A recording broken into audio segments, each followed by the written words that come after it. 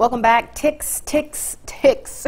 Those tiny little bugs seem to be popping up everywhere, even on Joy Barnes. Yep, found one last night on my hand. Experts say they're seeing an increase because of a mild winter this year. Our Quentin Smith joins us live in the studio with more about this sticky problem. Quentin?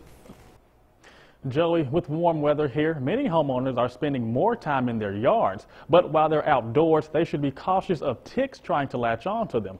I talked with an exterminator to find out some things homeowners can do to keep their yards free from these pesky insects. This year we're seeing a lot of tick activity, and it's very early. That's generally an issue that comes later in the year. Richard Lindley is the owner of Northeast Exterminating. He says his crews have been busy this spring spraying pesticides, trying to keep yards free from ticks. We get probably 3 or 4 calls a day.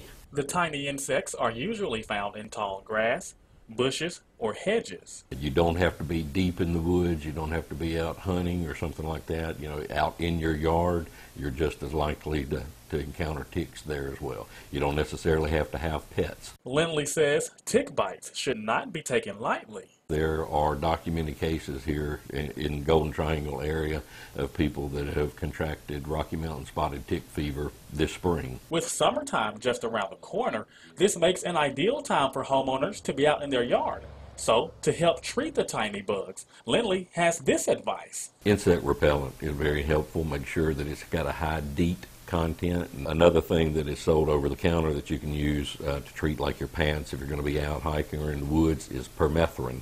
And that's available at most local stores over the counter. And if the insect happens to latch onto you, Lindley suggests not trying to remove the tick right away. So immediately pulling it off, except for if it had just got on you, then you're going to leave the head embedded. And often that causes a sore or a raised area. Things like putting nail polish remover or fingernail polish generally result in killing the tick, so you're not really helping yourself there.